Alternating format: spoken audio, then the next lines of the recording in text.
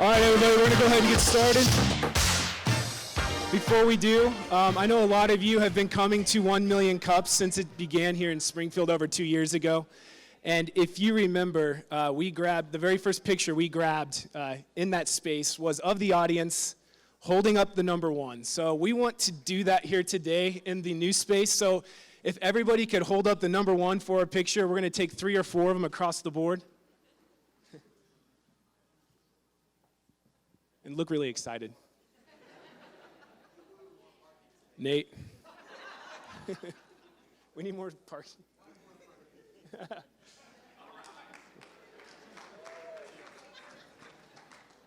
1 Million Cups is a weekly educational program developed by the Kauffman Foundation. It's a place where our entrepreneurs can come and connect within the community. There's a real kind of vibe or a real energy here that's about supporting entrepreneurs. We have 2 presenters each week. 2 entrepreneurs, they come and tell about their journey. They each have about 6 minutes to present. You're telling people what you're up to, and you're essentially getting feedback from them. There's about 15 to 20 minutes of Q&A. All the questions that they asked us really got us thinking about new ways to think about our business. It was good to just be able to get that feedback from the rest of the community. So over the years, we've added more cities. It creates a great energy here to see what's happening across the country. Last question for you, what can we as a community do for you? The what can we as a community do to help you question is what really coalesces the community around every single presenter. When somebody applies to present to 1 Million Cups, they're instructed to watch a series of videos through the Kauffman Founder School website. It's invaluable information for someone who's founding a startup. I felt better prepared. I felt more confident, and I think a little more focused than I would have been otherwise. Had I not watched the videos of the Founder School, so it was a great way to prepare.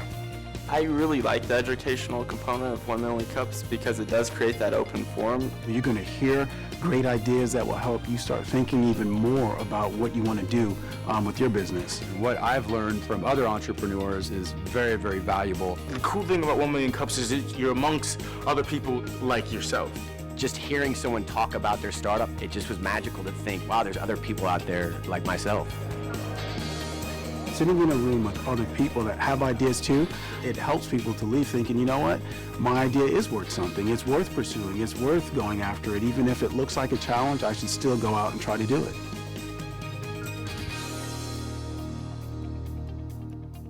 Good morning. Do we need more coffee? Let's try it one more time. Good morning. Welcome to 1 Million Cups. Happy Wednesday. Thank you for coming and helping us to celebrate our inaugural event here at the new home of 1 Million Cups, the Springfield Art Museum. A lot of new faces out there. Can you guys raise your hand if this is your first time attending a 1 Million Cups here in Springfield? Welcome. So real quick, the format is this. We meet here every Wednesday morning. Coffee and conversation starts at 8:30. Presentations start at 9. And then everyone has an opportunity to meet the presenters at 10 o'clock. So every Wednesday morning at 8:30, this group right here is going to be at this space. A lot of people have made this a reality. And if you guys didn't know, 1 Million Cups started in Springfield just over 2 years ago. It's an organization that started at the Kauffman Foundation up in Kansas City and is now in over 80 locations across the world. What we're really proud about is that this is the 3rd largest 1 Million Cups in the world, right here in Springfield. And our goal is to continue to grow that and to grow this community. But real quick, I wanted to call out a few people first. I had mentioned that we started here 2 years ago, and that is due to the efforts of really 4 people. And as most of you guys know, if you're an entrepreneur, having an idea is one thing, but then putting forth the efforts to make it a reality is a whole nother thing. And because of these 4 people, we're here, and without them, I doubt we would be here. And so if you guys could stand, you probably know who you are: Devin Dillon, Sterling Huff, Chad Carlton, and Rick Thomas. You guys, let's give these guys a round of applause.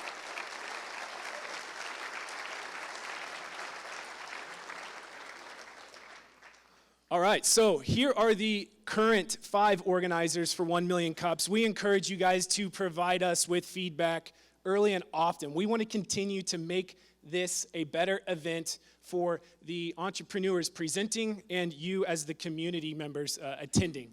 So real quick, I'm Philip Baird, Craig Jameson, Jennifer DeCamp, Deb Bellotti, and Jonathan Putnam. Reach out to us if you guys have any questions or anything like that. And then we also have some sponsors who help make all of this possible. Quick shout out to the E-Factory. They housed us.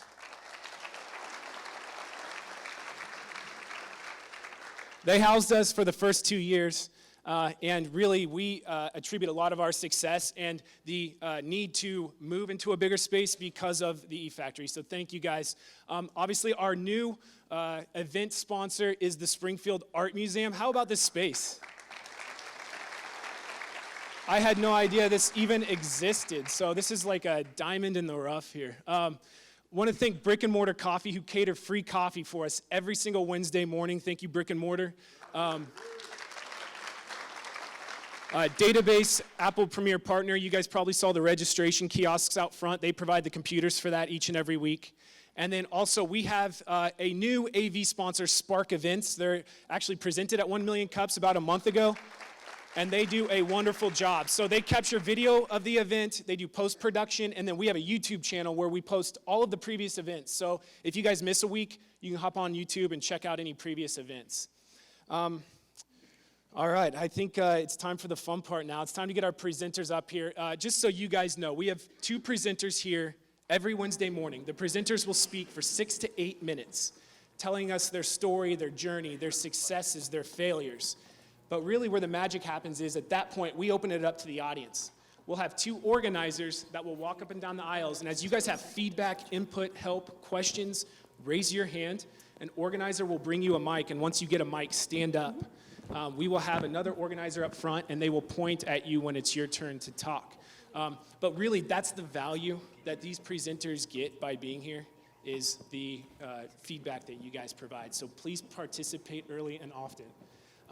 And so with that said, we have 2 great presenters, 2 great companies here to present today. We have the E-Factory and we have Hudson Hawk. So we're gonna get started. Please give a warm welcome to Brian Kincaid and Rachel Anderson with the E-Factory.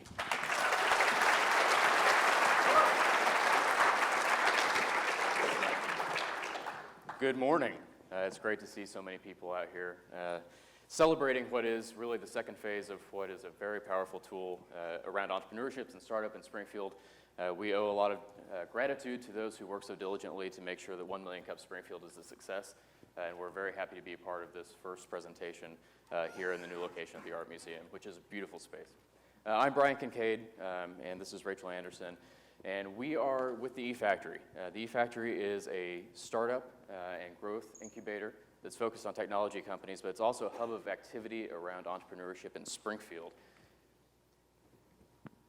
And it's also part of Missouri State. Missouri State University, as you know, has a public affairs mission, but it also has a strong commitment to economic development, and that manifests itself in a number of ways, the E-Factory being one of them. How many people are familiar with Idea Commons? Actually, pretty good representative, I appreciate that. Idea Commons is an 88-acre district that sits to the north of our downtown, to the south of our government corridor, that is an area that the university and its partners with the city, chamber, city utilities, et cetera, focused on redevelopment. Those of you from Springfield, like I am, know that maybe this was an area that you didn't drive to. It wasn't a destination, maybe you drove around.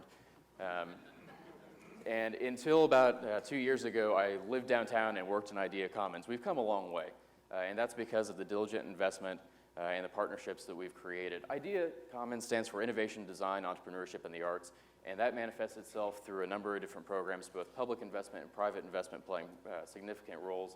The university itself has 3 critical anchor facilities. The Jordan Valley Innovation Center came online first, then Brick City, and now the Robert W. Plaster Center for Free Enterprise, or Free Enterprise Center, pardon me, that houses the E-Factory. So between those, we have innovation at the Jordan Valley Innovation Center, corporate research partners. We have art and design, the university's art and design programs at Brick City, as well as private organizations that focus on marketing. Marlin Company is there. We also have a pharmacological doctorate program. And then most recently in March of 2013, we brought on our third facility, which houses the eFactory Business Incubator, but also our cooperative engineering program. Our mission at the eFactory is fairly simple. It's to support the growth of startup and emerging companies with the anticipation and the expectation that the growth of those companies will create positive economic impact through job creation, through high-wage job opportunities, and through the retention of human capital. But we couldn't do it, and we wouldn't do it without a strong list of partners. Our goal was never to duplicate services that were already being provided in very powerful ways in our community, in our region. And so the list of partners is extensive, and it is also very diverse, and I think that is evidence of people buying into the idea that entrepreneurship is a third pillar in an effective economic development strategy. We have a number of different private organizations, service providers, and local, state, and federal government partners, as well as university partners, our Small Business Technology Development Center and Management Development Institute as well, all housed and or working closely with the eFactory. But we couldn't do that without a strong internal team, and a strong internal team doesn't mean a large internal team. We have 4 full-time individuals who are dedicated to the growth and advancement of the eFactory, and then we cheat, lie, and steal as much effort and engagement as we can from other people. You'll hear from Rachel here in just a second. We also want to mention that Alan and Sarah are also in the audience this morning, so if you have questions or have opportunities to engage with them, please do. But I think this is an appropriate time to turn it over to Rachel, who's going to talk to you about the 3 pillars of what we do, and that is to help companies start, grow, and accelerate. Perfect. Thank you, Brian. So yeah, we really bucket under start, grow, and accelerate. I think that's a pretty good summary of both entrepreneurs and businesses' life cycle. So if you have an idea, we can plug in with you. So if you don't necessarily know what you're doing or how to start a business, all you have to know is to come to the eFactory, and we will help match you up with whatever resources that you need. So that could look like co-working, or the proud we house Originate. I'm really happy to do that. They are their own co-working space that works outside of the eFactory. Within a year of moving in, we already had to kind of bust down a whole new wall and open up more space, and then we've actually done the 3rd expansion for Originate. So the nice thing is, this is month to month. So even if you're not sure what your next 6 month looks like, which is very common when you're starting a new business or have an idea, you can come and do month to month. So both part-time and full-time options. Part-time is actually Monday through Friday, 8 to 5, so that sounds like full-time to a lot of people. But in the startup world, that's still kind of just part-time. And then a full-time desk is only $200 a month, and that gives you 24/7 access, as well as all of these kind of host of other opportunities. We also have 2 kind of new memberships that we're really kind of announcing today. So, in addition to the traditional incubator, the accelerator that we'll talk about in just a minute, as well as co-working, we have a few other options for you. So one is the START membership. So maybe you have a full-time job, or you have an office somewhere else, and you're not looking to office outside of the eFactory. We still want you to be involved. We still want to help you out with business consulting. We still want you to be able to attend our programming, our events, and make sure that you have the resources that you need. And that's what this membership was really designed for. So you can see some of the opportunities that you have to be connected with this membership. The next really kind of bucket, or the next phase, is grow. So these are the opportunities and resources that exist for you here. So the second phase of a membership, so let's say you have a little bit more of an idea, you want to get more involved, you want to be helped out with company promotion, business consulting. The real differences between the Start and the Grow membership are here highlighted in blue, so you can see what those are, and we're going to go into more detail on a few of these areas as well here in just a minute. So this is what we're traditionally known for, is our incubator. We are, a home to a lot of different companies that office outside of the eFactory. So over 30 companies that make up of over 115 different employees actually come to work every day in our facility. So it's a really encouraging, kind of inspiring place to work. One of the quotes that have really stuck with me is by one of our GoCap students that are housed outside of the eFactory, and they talk about how you get to be around and go to work in a place where everyone's living their dream every day, and I think that's really true. Everyone's inspired to come into work. They're there sometimes at 2 in the morning, sometimes 6 in the morning, but they're really there living out their passion each and every day, and I think that's pretty great. So our incubator, we have all types of different offices, both small individual offices, office suites, and then kind of larger lab spaces as well. And and then kind of a host of other opportunities that you do get as part of being an incubator client. These are our target industries.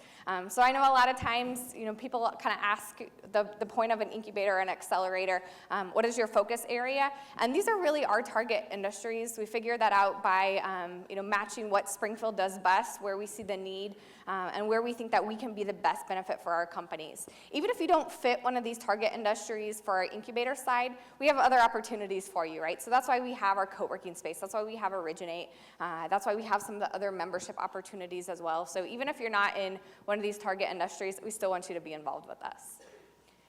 So a few of our programming events that we do have on a regular basis, we have this monthly speaker series that we started this past year. It's been a big hit and a big success. I like to say it's really kind of featured for real world hacks. So it's something that you can go to, you can hear a presentation, you can ask questions in real time about your business, and you can leave and apply them starting right then. So obviously it's a great networking opportunity, but it's not one of those kind of presentations that you go and you hear and it's recycled that somebody's given over kind of 15 times. It's really designed for our audience. Sometimes they're fun, so we had one on the history of early entrepreneurs and pioneers in the Ozarks. This Thursday, we're actually going to have the creative director of Marlin come and talk to us about the design business. So they really kind of vary by topic. We have them at different times, different days each month, and designed so that we can kind of really fit into a lot of different audiences. Sometimes they're over lunch. Mother's Brewing Company has been a great sponsor of ours, and so sometimes we even have beer. So definitely come and check out one of our speaker series. We have a really great mentorship program as well, and this is something that was designed for busy people. So we have a really great list of mentors that you can see on our website. If you'd like to become a mentor, just shoot us an email and we'll kind of give that plug out at the end as well. But the way that this works is that our clients come to us and they say, I took a look at the website, I'd really like to be introduced to this mentor, or they say, I'm really struggling with what my growth strategy looks like for the next 2 months, and I'd like to talk to an expert in this space. Who do you think I can talk to? And then we refer them to one of our mentors. So it's not a necessarily ongoing, 30-minute meeting that you have to have each month where it's kind of forced. It's something that's really targeted so that you're taking the advantage of the best experts in the field. Our partner program is also something that we're pretty proud of. These are businesses and companies locally, but really kind of anywhere, that say that they are committed to supporting entrepreneurship and innovation, and they'll do whatever that takes to make sure that our companies are supported. So Brian kind of showed you the slide of some of our partners before, and you can see those when you come to the eFactory as well, but they also honor a lot of special programs or discounts for our clients and make sure that our clients have what they need. So the third bucket is Accelerate. I'm sure a lot of you have heard about our new accelerator that we're launching. It's something that we're pretty excited about. Applications are actually available starting this past Friday, so you can go onto our website, click on Accelerator, and get a link to apply. For those of you that don't necessarily know what an accelerator is or that might be considering one, it's really a kind of intensive 12-week program designed to jumpstart your business. So let's say you have an idea, but you haven't been able to commit kind of full-time to it, so maybe you've been working full-time, or maybe you've been working on it but really need some direction and guidance and kind of a structured program. An accelerator might be a really good opportunity for you. It's going to be housed at the eFactory. You get $30,000, a $30,000 investment, and we take 8% equity in your company, but we're there to help you all along the way. So it's completely structured from marketing to investor relations, and it kind of ends in a demo day. So that's going to be on October 21st. Everyone's invited. I encourage you to come. We're going to be accepting 5 companies into our cohort. We're doing 2 cohorts per year, and it's a really great opportunity. I actually participated in an accelerator in New York, one of the top 15 in the country. So we took a lot of our model from that, as well as other research and accelerators that are really viewed best in class. So I think this is going to be pretty transformational into the Southwest Missouri region. The other neat thing that we just kind of launched, and it was, just past February, our innovation events, where we're actually working with companies here in town and really all in this region. So Cox Health was our first one. So we started with one of the largest, go big or go home, right? But the idea behind this is it's a mini kind of startup weekend or Kaizen event, really focused on innovation. So we work with the company and see, what they're looking to get out of it, what they're looking to really bring to their company and go back and do that internally, and then we help facilitate that, structure it, and then we've had really great responses. So hopefully you guys saw the newspaper article about it in the newsletter. If not, check it out, and if you think your company might be interested in this, send us an email, and we'd love to help out. With that, I'll turn it back over to Brian. Thank you, Rachel. All of this is for one purpose, and that's to create positive outcomes, right? And so since we opened in March 2013, we've been fortunate enough to be recognized for some of this progress that we're doing and some of the unique aspects of our program at the state, national level, and then most recently Springfield Business Journal Business Advocate of the Year. These are really opportunities for us to kind of reflect on some of the positive things we've done, and it's always nice when we can communicate that positive value to others. And economic impact is what we always judge ourselves against. The renovation project for the E-Factory and Plaster Center was about an $11.5 million project that was a combination of federal, state, and private funds that is an opportunity for immediate impact, but we also want to look at the long-term implications of the program, so we set 5-year goals for ourselves. And that is based mainly around business clients served. Our goal is 450 business clients served over a period of 5 years, 650 jobs created out of those companies, and $30 million of investment that is coming into those companies. And I can tell you at our last board meeting, we are 3 out of 5 years through this, so 60%. We are over 90%, and in some cases 100% achieved those goals. So we are now looking at stretch goals and opportunities we can continue to improve. And then, of course, reutilization of underutilized properties and the retention of capital coming out of our community, human capital, that is. We can't say no to a lot of different opportunities. We want to be engaged, and I think that's a positive thing. So we wanted to highlight some of the other organizations and opportunities that we're engaged with, maybe outside of the purview of traditional business incubator activities. I'll let you look at those. We're highly engaged with the GoCaps program through Springfield school system and surrounding school districts in our region. Obviously, Missouri State College of Business, National Business Incubator Association, Startup Weekends, those sorts of things. The one I want to highlight is Spin 66 because it's the one that's coming up next, and that is the 29th of this month. I'd encourage you to take a look at it. Big Data Dance Forum is something that's going on through our Management Development Institute, and that's on the 21st. And then we have our speaker series that Rachel alluded to. Always keep in touch with us on social media and our website because all of these events are being pushed through those channels, as well as updates and progress reports. So if you want information, if you want pathways to engagement, please consider taking a look at some of those resources. And with that, I would thank you very much for your attention and accept any questions you guys might have. Brian, Rachel, thank you guys so much for everything you do. As you guys can see, there's a wealth of resources available to you here at the E-Factory. If you are an entrepreneur or a small business owner, be sure to utilize those. We always ask the question, what is it we can do for you guys and the E-Factory as a community? That's our next slide. Really, the issue for us is to get involved, be engaged. And that can take shape in a number of different ways. And what I always tell people is no matter what your interests are or what your role in the community is, there is a pathway to engagement. There is an opportunity to become a mentor. There's an opportunity as a startup or somebody thinking about a business to tap into resources and to have conversations with our partners and also our existing clients. There are opportunities to support some of the educational initiatives we're involved with. And there's always the opportunity to apply for the accelerator, house in the E-Factory, if that's the right fit, house and originate. The one thing we didn't touch on, and I will mention, is small business incubator tax credits. We are fortunate enough to, through the state of Missouri, receive tax credits for capital initiatives, and that's a 50% state credit, also qualifies for federal deduction. So it's an awfully good opportunity if you're looking to make an investment in entrepreneurship and small business in Springfield. We benefit greatly from that, but it's also a very reasonable opportunity for the investor. But just be engaged, listen, actively listen, try to point people in the direction of resources, and we're always here to assist with that conversation. Thank you. Thanks, guys.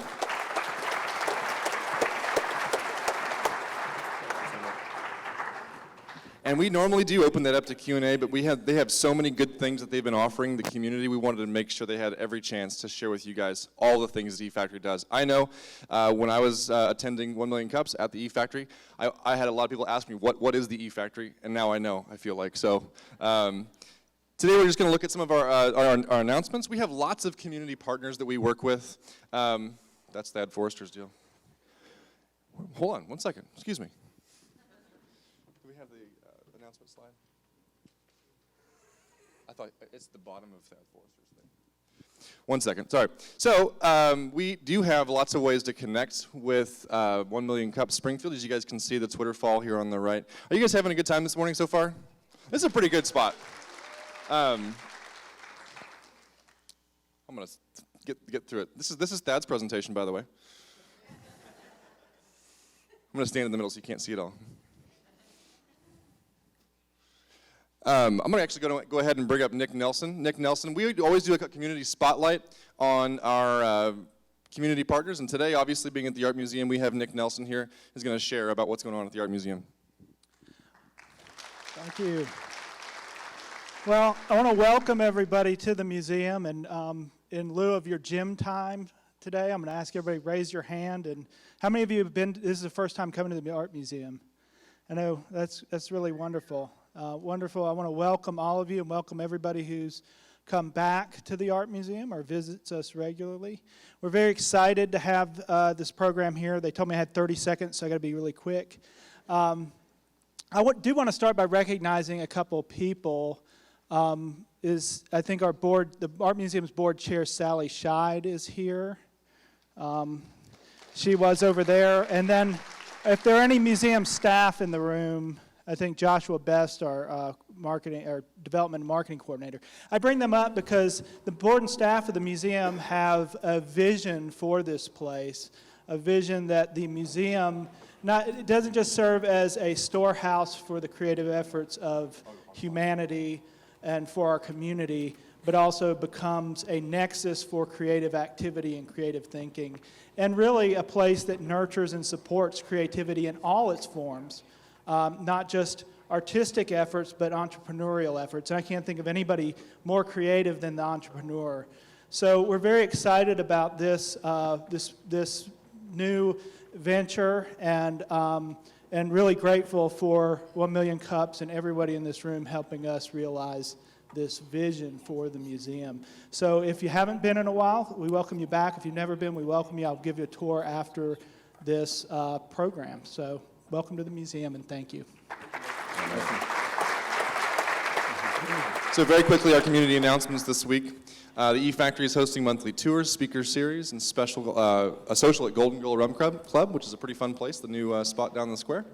At Missouri State and the Small Business Technology Development Center, we're doing the successful business planning and funding, human resource documentation, and big data. You can find out more information at sbtdc at missouri-state.edu. Spin 66, this guys is coming up on April 29th. Be sure to register at spin66.com. Database, business series training, mastering iMovie, and web design with Squarespace. Information is there, and we'll post this all on our social media afterwards. The Real Estate Investors Group, main monthly meeting, and the Note School. I don't know what Note School is, but it's interesting. Okay. Springfield Creatives, we love working with these guys. They have a Creatives Career Fair for students and a student studio crawl.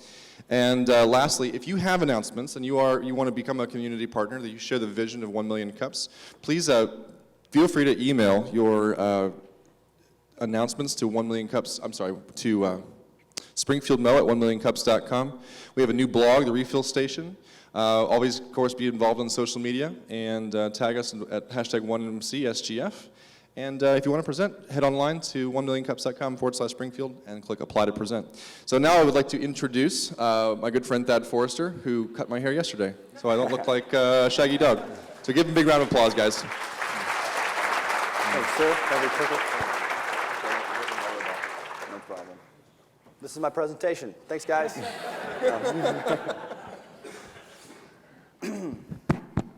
Thank you guys all for the opportunity to come out and listen to us talk a little bit about Hudson Hawk. This is Hudson Hawk Barber and Shop. I'm Thad Forrester, and this is my business partner, Paul Catlett. This is us 3 years ago, and boy, do we look young. I wanted to take a little bit of time and give you a little bit of background on us and what got us to this point. Paul comes to us. He was a classically trained Vidal Sassoon stylist. Paul has 20 years of industry experience, and his wife Hannah and Paul started Studio 417 salon here in Springfield, Missouri, and quickly grew it into not just one of the top salons in Springfield, but in the Midwest. They were integral to this whole, to where we've came in Hudson Hawk. They were able to bring us not only a positive reputation for the best customer service, the best styles, and the best quality, an extensive client list that was able to help us spread the word about Hudson Hawk, and also then sending a lot of their male clients to the barbershop to help get us kick-started in our early days, many of which are still with us today. I come from a different area.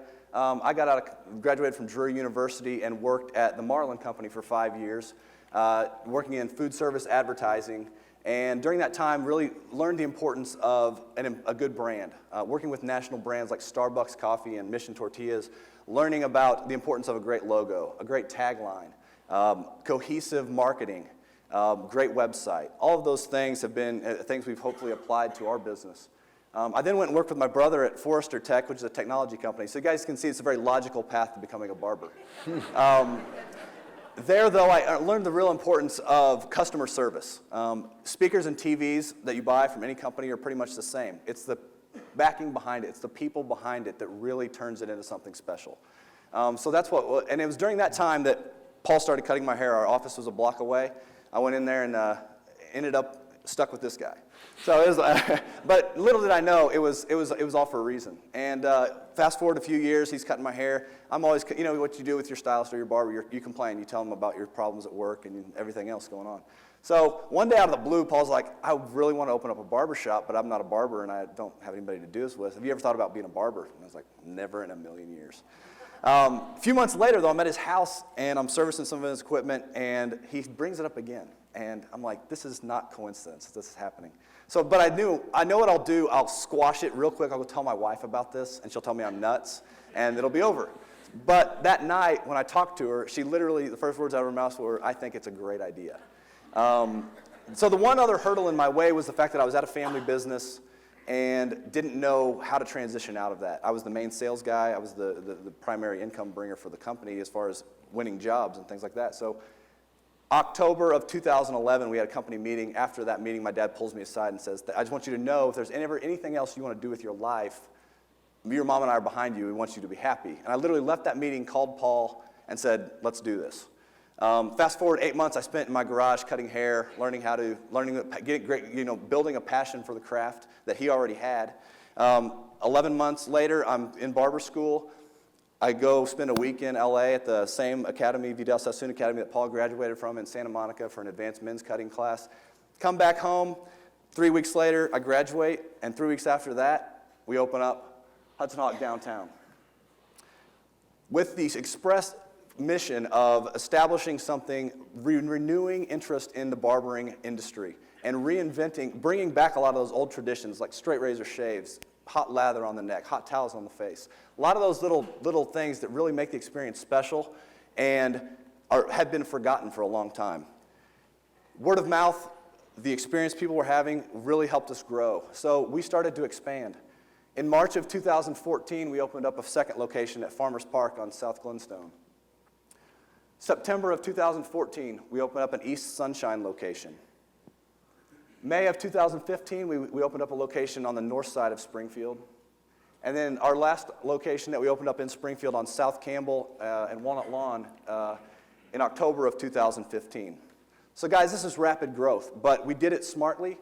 We weren't cannibalizing our other locations. What we were trying to do is service a larger part of the community and bring to them the experience that we feel like is the best experience you can have in a barbershop. But with rapid expansion, you do have some growing pains along the way. It's hard to establish processes when you're constantly growing. You're in a constant state of change. You are constantly hiring people, training people, building things. When there's construction going on, it's hectic. And we have the issue of how do we maintain consistency, okay?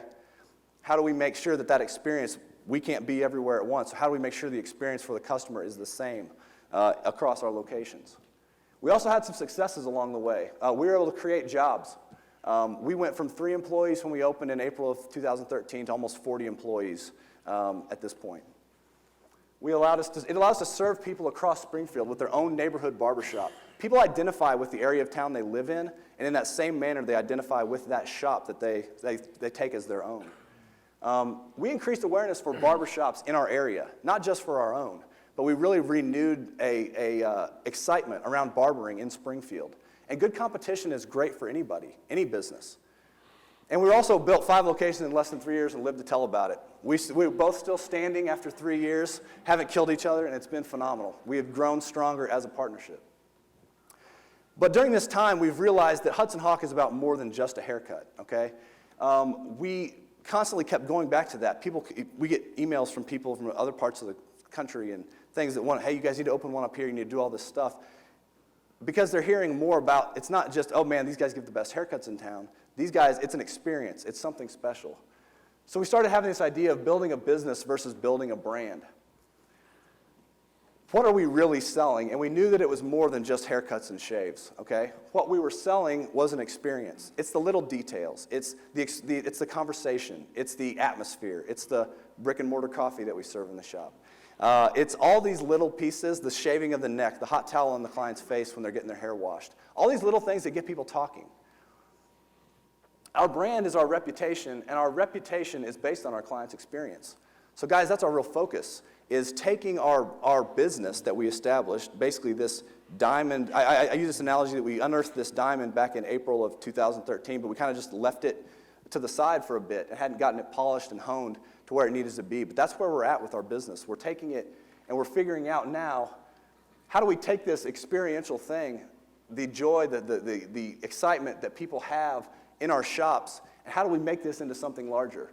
When what you're selling is bigger than the category of your business, you might be on your way to building a brand. So that's where we find ourselves today, is exploring that thought. Is we've got, okay, now can we be more than just barbershops? Can we grow this thing in an intelligent way? So what's next? The what's next is taking the processes that we've established and are working on, we're honing that, we're polishing that stone. We're training our teams. We're bringing in nationally known educators to train our barbers and work with them.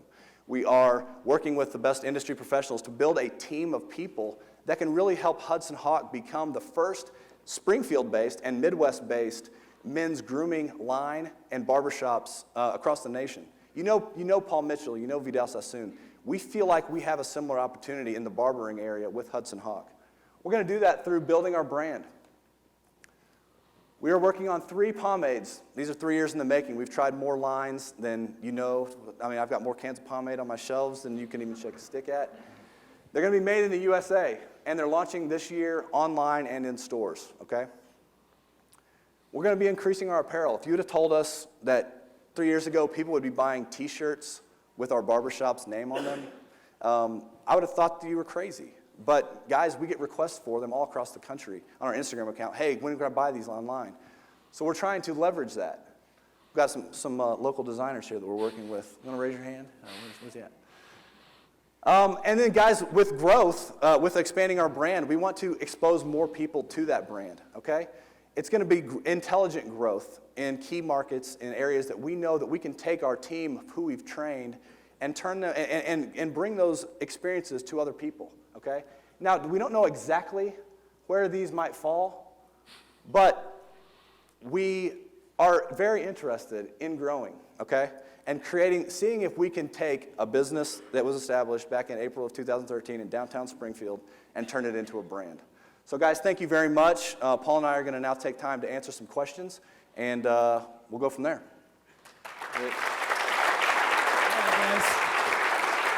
All right, guys, this is where you get involved. We're going to have 2 organizers walking up and down the aisles. If you have questions, feedback, input, raise your hand. We will give you a mic. As soon as you get the mic, please stand and don't speak until I point at you. Just so you guys know, we've roped off every 3rd row. This is so the organizers can walk through to pass out the microphones. That was the biggest thing we had to figure out in the move here. So, yeah, raise your hand with questions. We'll get you a mic, and then please stand. Lights and everything. Wait until I point. Okay. Seriously, wait. We have to establish this early.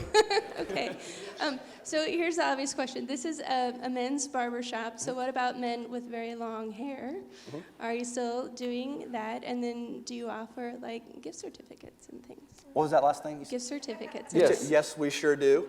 And we service, basically what I tell people, male, female, from another planet, whatever you might be, if you want a barber-style haircut, that's what we service, okay? We don't have flat irons and curling irons and all that stuff. We are barbers. And as the industry changes, what makes one of our barbershops very unique is that I took my classically trained style with his barbering. We kind of combined it. So with our training, we do teach all levels and all different experiences with any hair type, any texture, et cetera. So versus the traditional barbershop only generally knows how to cut hair one way. From the very beginning, I started implementing techniques, styles, texturizing, so every man could have that same experience with every different hair type. So, and yes, we do lots of gift cards, so. In the back with Craig, and then also to reiterate, as soon as you get the mic, go ahead and stand. Hello. And then, my name is N.K. Shrivastava. I am owner of a project management and process improvement company here in Springfield. Okay. I am very impressed with your growth, and I am almost sure it was not a piece of cake. So what kind of challenges you faced when you grew from 1 to 4 or 5 locations? Definitely. You want to Yeah, I mean, a lot. You know, at the same time, I advanced my salon into 2 locations as well. So it was a lot of work. But really, we had our biggest thing is we had so many passionate people working in our company. And we had so many passionate people that were dying to work for our company. We didn't have a place to put them. So it was relatively pretty easy to go from 1 to 2 locations. And then to 3 was quite simple. So when we got into our 4th and 5th location, it became a little more difficult. But even that, we kept building companies to help give more people jobs. So we had people coming to us that they would do anything to work for our company. And so it was quite easy. Where we dropped the ball was really learning how to manage it and dive in with those processes. But now that's what we're honing in on, and it's becoming much more efficient and a lot more fun. So. And just to add to that just a little bit, on the growth side of things, what was very interesting is a lot of people were, are you guys growing too fast? Are you going to saturate the market? Well, when you analyze our business, if you filled every barbershop at every one of our locations, every appointment of every day, we would most men get their haircuts every 4 to 6 weeks, 3 to 5, sometimes it varies. But we would only need around 5,000 to 7,000 customers total to satisfy that. And guys, Springfield's a lot larger than that. So that's why we still run into people all the time who haven't heard of Hudson Hawk. So we've really strategically located, so in more of a way, instead of saturating a market, we're servicing all the different neighborhoods and parts of town. So that's what we're doing. My name's Lynn Carlton. I'm a physician. Hi, Glenn. I've been there 2 times. Okay. And I have a question. Where did you get your name, Hudson Hawk, since neither one of you has that name? Yeah. Well, you know, Thad, when we started this thing, Thad was very, very big on the barber union. And he kept logoing and all this stuff. And one night, they always said never put your name on the door in a business because if it fails, everybody know it was yours. But I was so sure that this was going to do really well that I wanted to put my name on the business. And so I have a son named Hawkins. We call him Hawk. And he's got a son named Hudson. And so the next day I woke up and called Thad and said, I have it. It's done. He's like, well, we got to talk about this. And I said, no, it's done. Yeah. Hudson Hawk. And Thad's like, I said, is that the is that the movie? Bruce Willis movie? No. And it didn't even click. And so literally at that point, it was just right. It just felt right, Hudson Hawk. And so now I'm very proud of my son. You know, I have 2 sons, and so Lincoln now is like, what's for me? Where's you know, mine? that's, you know, and same with him, he's got Oliver. Yeah. So Thad and I are like, as we're building our product line and other brands within the company, we struggle with how do we squeeze the other kid's name in. So that's it. So my name is Landon, and I'm a student at Willard High School. My question was, other than your numerous locations, what competitive advantage do you have over your other competitors? To us, I feel like that the team that we've assembled, we offer some things that you can't offer, that a lot of other locations, people don't offer.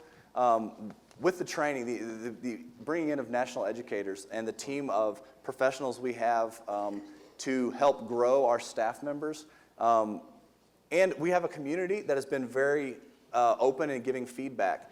Guys, we want negative feedback as much as we want positive feedback, because that helps us grow our team and take the problem areas that we have and refine them and make them better. And- Without that feedback, there's no, so to me, our customer base and our employees are really our competitive advantage. You know, and most importantly is that, is our culture. I mean, our culture is it's just amazing for a business that's grown so fast. But we had so many young guys come in and women start working for the company that didn't know how to cut hair. And we believed in them, we trained them, we saw a lot of bad haircuts go out the door, but we never gave up on them. And by doing that, and believing in some of these people, you saw something in them that they never saw for themselves. And they became some of our top barbers. As a matter of fact, some of the worst hair cutters now are our lead barbers in our shops. And I kept telling Thad's like, we got it. Oh, I don't know what we're going to do about this guy. Just keep trusting him. Keep believing in him. Keep teaching him. Because those are the people that are going to rise up and believe in you. Whenever times get tough, whenever we become criticized, they're the ones that stick up for you and say, you know what? No, these guys are right. Do believe in them like they believed in us. So that's our culture is really what's made us so great. So I'll add one thing to that too. When we set out to do this, diversity was a huge part of what we wanted to serve. We didn't want to create a business focused around like a trend or something that would alienate our potential audience to one group or another. So diversity amongst our staff, amongst our employees, and amongst the clientele that we have is phenomenal. You walk into a barbershop and you'll see people of different ethnicities. You'll see a CEO of a literally Fortune 500 company sitting across from a student at Willard High School. And it's awesome. And the conversations that are had and the people that are there, it's phenomenal. So that adds to our culture, as he was saying. Hi, I'm Buck Van Hooser, and besides the great barber experience that you provide, what degree do you believe that the online, the ease of booking, and that makes a difference in the success of your growth? Well, I tell you what, guys, the people that aren't utilizing technology in their businesses today are what we call dinosaurs, and they won't be around much longer. The modern world that we live in, even my father, is now texting. It's a huge advantage. Paul has an email address. I have an email address. That's a miracle. People are busier nowadays. Men are in meetings. Soccer moms are in car line. To be able to hit a button and book an appointment and have us waiting on when you get there, that's what we're supposed to be doing, is amazing. It's really gave us a competitive advantage, but not only that, but it really makes it easy for the client to shop and pick their times, their person, their location, over just going and sitting in. I went into a barbershop in Fayetteville a couple weeks ago just to see it, and there's an hour and 15-minute wait for a haircut. And I'm just thinking, who's got an hour and 15 minutes to sit around waiting for a haircut? I mean, whereas you could have had that appointment, gone and done other things and stuff like that. So that answer your question, Buck? And we're constantly making it better. And getting feedback from clients is key to that. And no system's perfect, but we're working towards it. We have an app actually on the Android and iPhone marketplace as well. That's one of the easiest ways to book. So. Hey there, my name is Max Cornett from down in Branson, Missouri. Quick question about your management structure. With you guys growing so rapidly, do you find it beneficial to kind of delegate various things like accounting and things to other employees with your staffing or whatnot, or do you guys take care of all of that by yourselves? How do you find it easier to cope with everything delegation-wise? The one thing about me being in the industry so long and making so many mistakes, it's really allowed us to take this business and in a very short amount of time not make the same mistakes we made in the salon industry. But the number one thing I learned is hiring professionals. Do what you're really good at and outsource the rest. That's allowed me to do it. It costs a little bit, but it saves you so much time. And it allows you, I'm a very creative person. I can't stand numbers. I can't stand sitting in meetings. But what it allows me to do is go out and be creative. It buys me the time to go do those things. And at the end of the day, I don't want to do those things, and I'm not any good at them. The same thing with that. He's super great at so many. That's why we make such good partners. But we try to outsource as much stuff as we can. And then obviously, our management team is now kind of filling in those spots and those voids that we're lacking in as well. So. Hi, Leanne Warman here. And I was just wondering, did you outsource any kind of economic studies regarding how you're going to be moving to different neighborhoods and locations? Specifically, I'm curious about your West Kearney location and what made that a logical move for you. I'll speak to that since I'm a North Sider. I've lived on the north side of Springfield for my entire life. The north side of Springfield is, in my opinion, one of the most underserviced areas in town, and there's tons of opportunities. Within 2 miles of our location on Kearney Street, we have huge corporations like Bass Pro. We have Prime Trucking down the road not too far from there. We have Highland Dairy. We have Expedia out towards the airport. We have SRC. all of the SRC. We have Willard. We have Willard.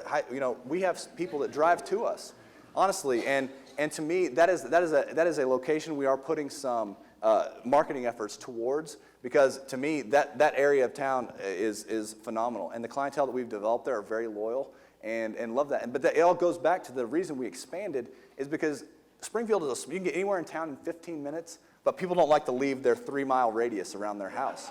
And that's the way it is. So we had to adapt to that. If we wanted to grow, we could have stayed at one location downtown and be fully booked and not have any availability to service or expand or create jobs for people in our industry. But we chose to change that and go move into these different areas and provide opportunities for other people to have a place to go and experience Hudson Hawk. I just want to first off say you guys are amazing, and I just congratulate you on your growth. It's been amazing to see that. I've experienced it myself. So my question is, as that I've talked about this, your customer service, your experience, your culture is a huge part of what you do and who you are. What are the mechanisms you've had in place to scale that throughout your 5 locations and or future locations? The most important thing is delayed gratification. As you're building the business, reinvesting those profits back in the people, back in the facilities, back in the things that actually matter. And we've had so many roadblocks, but they've actually been great. They've made us elevate. They've made us do better, work harder, and stuff like that. But I don't know if that. And internal growth too. It goes back to what he's talking about, reinvesting in our own people. So as we've expanded, we've always taken, so from downtown, when we opened up Farmers Park, we took 2 of our experienced barbers and moved them to Farmers Park, and then teamed them up with newer barbers, so that the culture that they experienced at the original location has then been spread to the locations as we moved. And that's really how we're targeting our growth as well, as we have people, talented people in our team that are, and maybe they want to move to a Northwest Arkansas, they want to move to a Kansas City, or they want to do these different things. Growing with people who have already been part of our brand and know our culture, and they can help spread that throughout. That was the key to that success, is making sure that there's always your anchor people that can then take, and we've taken that a step further as we've gotten organized and developed processes, and now have a lead barber at each of our locations who is a point of contact for myself and can be my voice and Paul's voice when we're not there in the shop. So that's been newly implemented and is a key piece. This isn't really a question, but just a thank you to Thad for being such a great guy. I've known him since you started Hudson Hawk, and in fact, my very first haircut I had from Thad, I was in the concept phase for Brick and Mortar Coffee, and I got to share my business idea with somebody I really respect, and so I would encourage you to go get a haircut and share your thoughts with these guys, because they're smart. So go ahead, Philip. Yeah, thank you guys so much. What a cool story of a local company with national and really international ambitions. So. Definitely keep us updated as you go. Absolutely. What is it we can do as a community to help you? I think it's pretty simple. I think, like Thad hit it earlier, is don't be afraid to be critical. You only grow whenever you're challenged and whenever you find out what's going wrong. When you hear what's going right, you don't move the ball. But I get people all the time contact us, let us know how we can be doing things better. Hey, you need to go check out this location. This building just opened up. Or I was just down in this city. Man, there's nothing going on there. So keep your eyes and ears open for us and let us know what we can be doing to better ourselves and to better our culture and better our company. So. And if you haven't been to Hudson Hawk, come see us. I have a contention that very few people that come through the doors don't come back a second time. So that's any of you folks in the audience who would like a barber style experience, come check us out. I've never had anybody ask for their money back, so it's worked out well. So honestly, feedback and come see us. Cool. And stay tuned. Thank you very much. Thanks, you guys. Thank you. Thank you. Thank you. That was awesome. Pardon me? I have to tell you, this is such a great experience to look out here and to see so many people in this audience. We were hoping this would happen, and we had to unrope some areas back here. And as they explained, we needed the mics to go back and forth. But it's because of you and because of the great businesses that we have here in this community that we are able to to almost fill this room, so I'm really pleased. There's some people we want to mention before I get going here. I want to thank Cody and Aria and Jake. They are our campus ambassadors for the school, and they have done a phenomenal job. And I want to thank our social media specialist. That's Nathan. All these guys do an enormous amount of work. Please give them a round of applause. I also want to thank Panera Bread because they have been so good to us. They have catered our events, and they did this, and there is a huge amount of food. Please, please, after you leave, go in, have more coffee, take some bagels, eat something. I know you girls think that you can't have some bread, but you can. You can. So I encourage you to do that, and thanks, Lisa. She's been working with us. Next week, I want to see this amount of people here, and I realized that it was raining and the parking was kind of an issue. You had to park on the streets, but please come back, because the people that come up here and start their businesses, E-Factory, Hudson Hawk, those people need your feedback, and it's really, I think, good as a community for you to be able to see what's actually going on here with the entrepreneurs in the community. I want to also thank Willard School District as well. They came out, and I'm pleased to see that. It's nice to have this kind of participation. We are actually going to start incorporating musical acts into our 1 Million Cups at the end, and so Patrick, who did this nicely for me, he wrote this out for me, Murathi, he is a public speaker, he's a documentary filmmaker, and a musician. He has spoken at over 80 different colleges and universities, including Yale and Harvard. He just returned from a tour of Hawaii and California, and so I'm really excited. I've seen the YouTube, but I have not heard him play. I think other people have. Welcome, Patrick.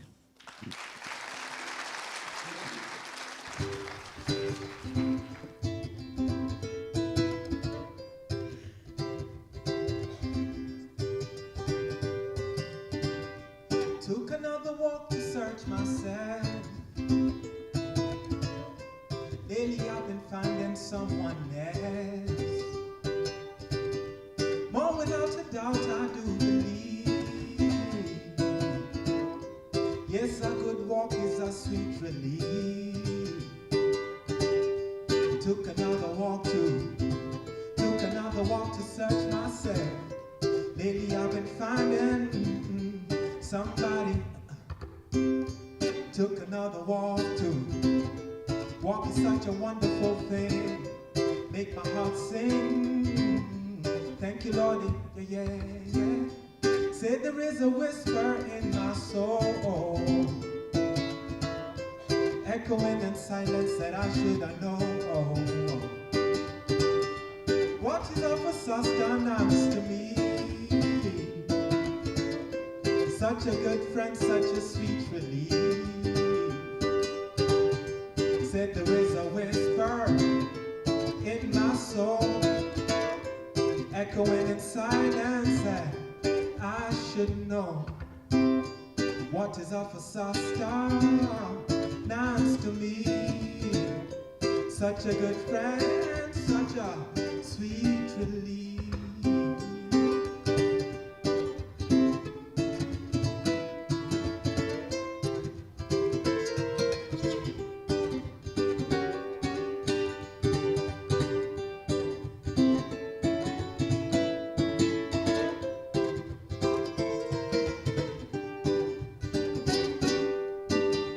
Took a little rest that I may climb. Every day the mountains that I find. Yeah. Yes, without a doubt I do. Yes, without a doubt I do. Yes, without a doubt I do believe. Yes, a good walk is a sweet relief.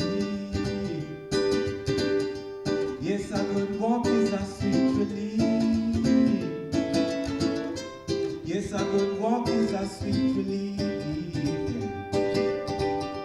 Yes, a good walk is a sweet relief. walk is a sweet relief.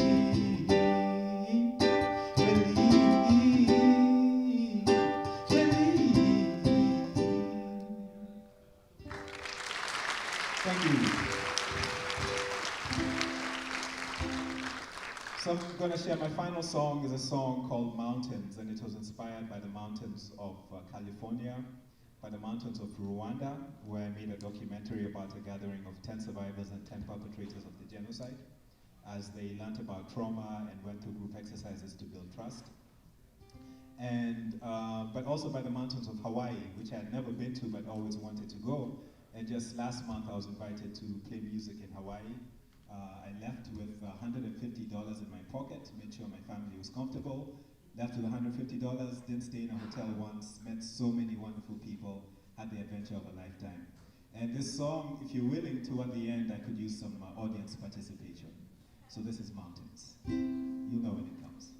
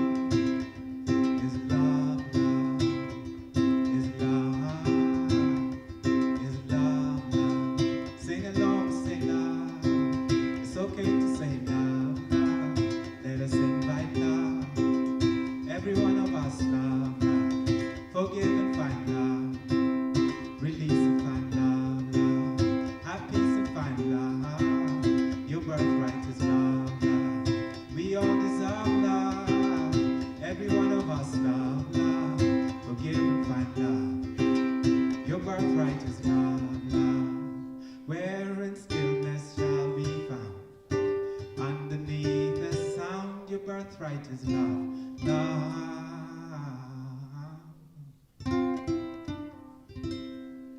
Thank you. All right, we have Thad Forrester here with Hudson Hawk, one of our first presenters at our new location. Thad, give us, just from your perspective, what was this experience like for you as a presenter? First of all, it was an honor to be selected as one of the first presenters here at the new venue. I was blown away by the turnout. We had a great collection of entrepreneurs and students and people who are just fired up to hear more about the great things that are happening in Springfield with regards to people that are building businesses and creating brands. So it was a phenomenal experience, great energy. Very good. So I have to ask you this. What was the one thing that happened that you totally didn't expect to happen at this event? Unexpected. I don't know. I've attended a few before, so I guess the turnout kind of surprised me. I was here 2 weeks ago, and there was twice as many people that showed up, at least, from the first time I came. Also, I was amazed by the positive feedback I received just from everybody that's walking around telling us how much they enjoyed the presentation and just the energy. It's cool to see like this different sections of the community all coming together around the idea of being an entrepreneur, so it's very cool. A lot of entrepreneurs, small business owners, I think they see the value in this, but they're kind of hesitant because, I think more people are scared of public speaking than they are of death. Sure, so what's some advice you give to somebody who's kind of on the fence as far as presenting or don't present? Well, number one, definitely present. And I will tell you, one of the biggest keys is watch the videos that you guys have on the 1 Million Cups website. It really gives you a good guideline on how to present. Keep it short and sweet. And give the audience time to interact with you, because that, to me, takes the pressure off of you talking and really gives you an opportunity to speak to what the audience really wants to hear. So that would be my advice, is do it, number one, watch the videos, and then take time to take the audience questions. That's the key. All right, great. And then on the record, we have what we call refills. So we invite previous presenters to come back and tell us now where they're at. Will you commit to that right now? Absolutely. I'd love to come back and show you guys where we're taking this thing here, whenever you want me back. Thanks. Thad Forrester with Hudson Hawk, Barber and Shop. What is your name? Brian Clark. Nice to meet you. I'm Nathan. So, I have to ask, what is your impression of 1 Million Cups after today? It was good. I think it was my first time, and seeing my experience with small business, although be it a little bit removed, I was able to see a lot of the same topics and resolutions to problems being discussed from the presenters. So I think that was, be creative, let other people, be experts in things that you're not good at. Focus your time on what your skill set is. Definitely. So how did you hear about 1 Million Cups? Well, I heard it through my son at Spark. So my son owns Spark, and I've been with him since he was little, developing the company. Although he does it all, I've kind of been that third-party advisor or wisdom piece, and so that's how I found out about it. All right, so what is your favorite part about 1 Million Cups? Well, I think it's just that opportunity to share, meet and greet of people that are trying to do the same types of things, and that's the concept, and it's a great forum, and gives people a place to go, because when you're starting your own business, you don't always know where to go, definitely. And you do realize that there's other people out there having some of the same issues, and then in that you find expertise. Well, it's been great interviewing you. Thank you very much.